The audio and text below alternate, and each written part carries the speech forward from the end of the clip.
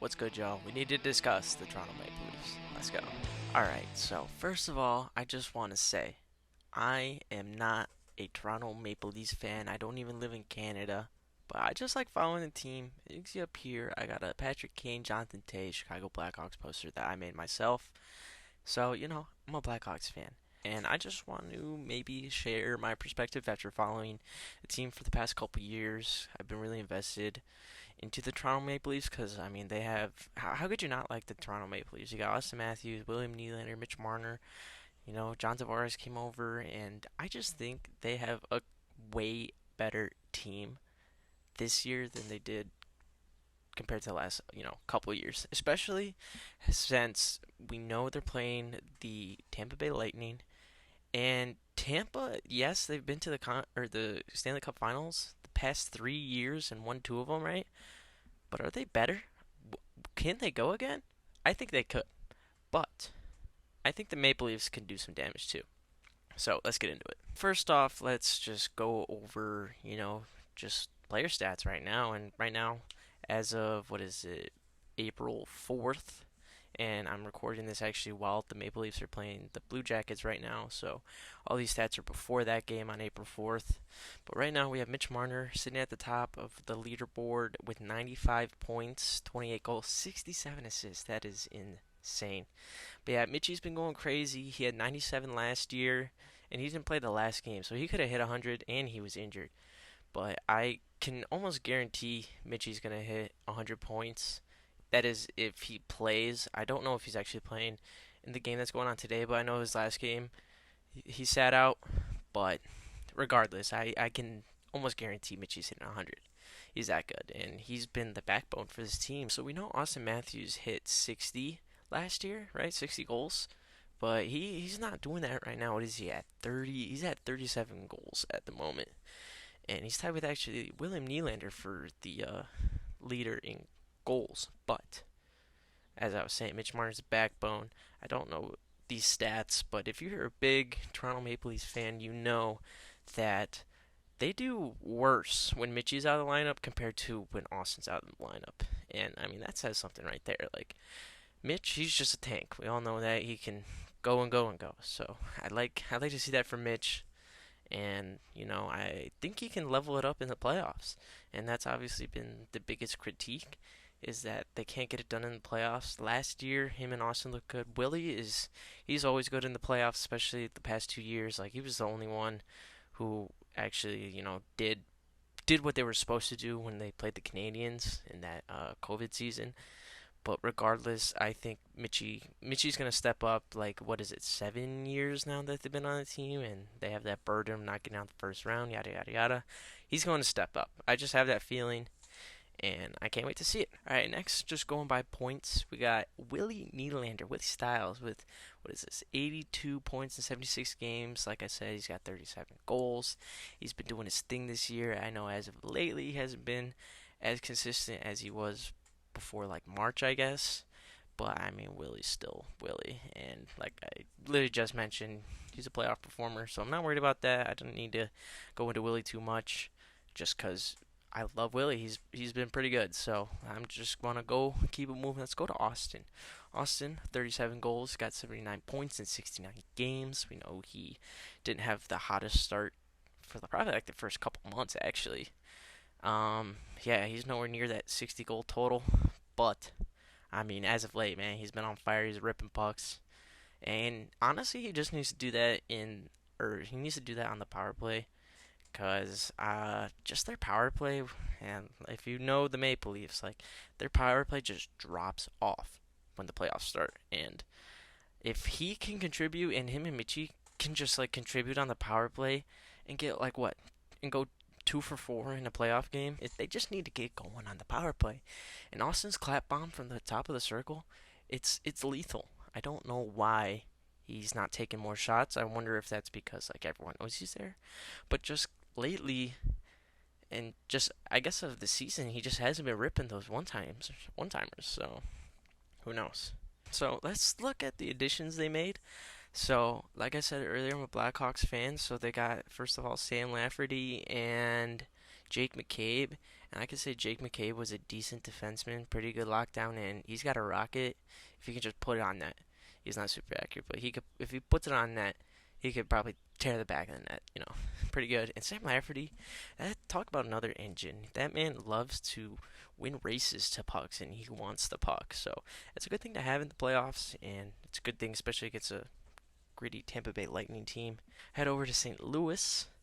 They got Ryan O'Reilly, and man, I know Ryan O'Reilly is still injured as I'm recording this, and he's skating. He's gonna be back on the team soon, but man, like when they played in Buffalo, when it was that Marner, O'Reilly, Tavares line, oh man, I think they all got what 3 points. That's it. Like, and Ryan O'Reilly got a hattie, I believe. Correct me if I'm wrong, but I believe that's what happened. And man, if they could get that line to go going, and then get, I want to see Willie, Austin, and Michael Bunting, or even like I don't know, Yarncroke. Yarncroke is going crazy this season. As of not maybe this season, but ever since he got put up with Austin and Marner, you could just see his confidence. He loves ripping the puck, dude. He just needs, oh man, he just needs someone to pass in the puck. And if he's got Austin and Willie on that line, I think that's good. I like Michael Bunting. He did super well for them last season, just playing with Austin and Mitch on the first line. But for the most part, Michael Bunting hasn't been the same, and he's getting under people and mostly the ref skin, honestly. And he needs to find that line. But for the most part, I think Michael Bunting, for what he is right now, especially being paid under $1 million, dude's a pretty valuable piece to this Toronto, lineup, especially with how big the big boys are getting paid. Oh, I totally forgot to mention that Nola Charlie came from St. Louis too. He's injured as well. That's why I didn't think of him right away. But you could tell he's just like the perfect fourth liner that this Toronto Maple Leafs team needs. And I mean, he only has 10 goals on the season. I don't know what he has with Toronto, one or two, but you could tell like his just work ethic and just want for playing like a good hockey player, I guess is I could re-say that, but you understand what I'm saying. Like he wins battles, he throws the body, he can put pucks on net. Like that's a perfect fourth line guy. I don't know if he's a big fighter or not. I believe he's been in some scraps, but don't quote me on that. But a perfect fourth liner. And let's go down to some of the defensemen they acquired. And so we got Luke Schenn, Eric Gustafsson. Obviously, I mentioned Jake McCabe. And they got rid of Rasmus Sandin. Now, Rasmus, we know as soon as he got traded, he went absolutely crazy for the Washington Capitals for the first, I don't know, 8 games or so. I don't really know what he's been doing lately. I think he's fallen off a tad. I mean, how often? You're not going to go on like 4 game point streaks putting up 12 points. Or I know that's not the exact, but you get my drift. Anyways, but so the only problem with all the acquisitions Kyle Dubas made this season was I think he got too many defensemen of high caliber players, if that makes any sense. And the reason I say that is because lately we've seen Sheldon Keefe going 11 forward, 7 defensemen, just giving tryouts to see what defensemen they need.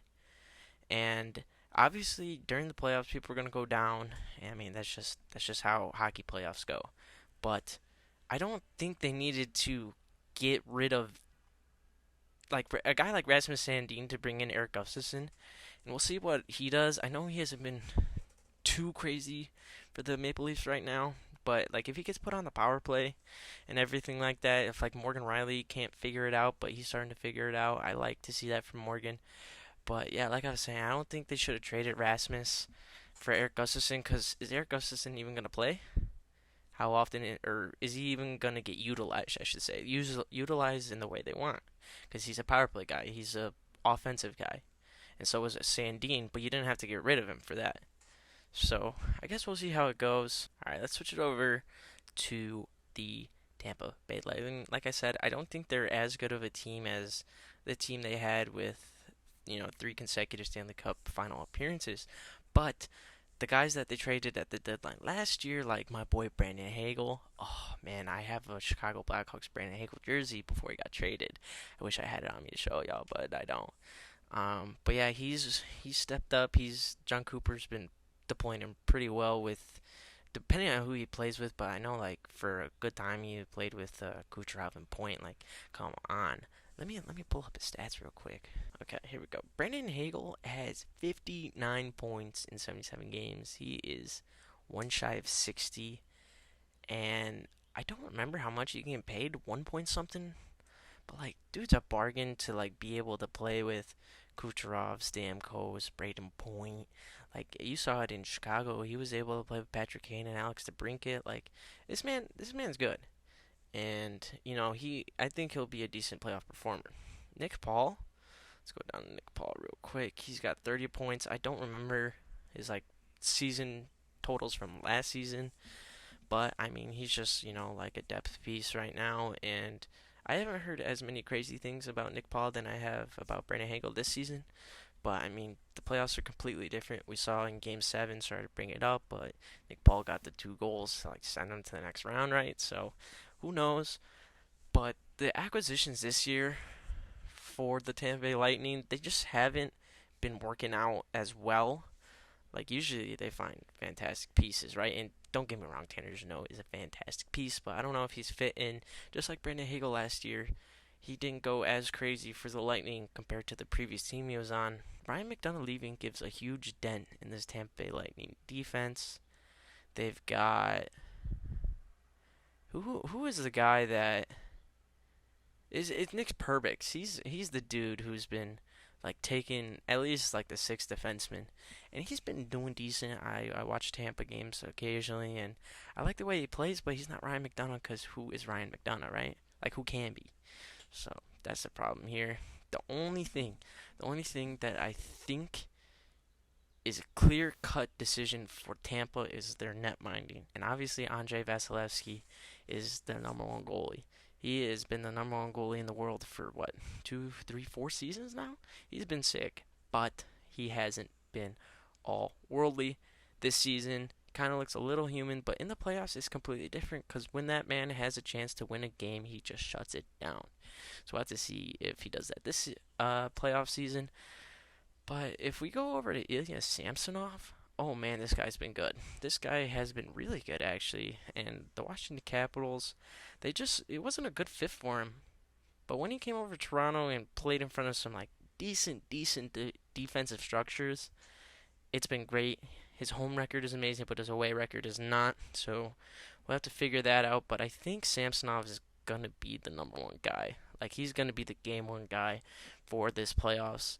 As of right now, Toronto is in the home. They have home ice advantage, so that's good for them. Good for Samsonov, and we'll see if he can figure it out on the road. I know he had a decent game against Ottawa over the weekend on Saturday, posting a nice little shutty, and that's it. That's really all the little stats I'm gonna go over.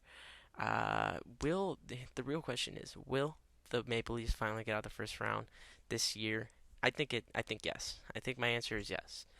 And like I said, it really all depends on how Vasilevsky can shut it down and how good Samsonov can play on the road. Because I think at home he'll play pretty decent, especially with Matt Murray out. Like that's the guy. That is the guy. So we'll have to see how it goes, and I can't wait to watch this rematch of the series.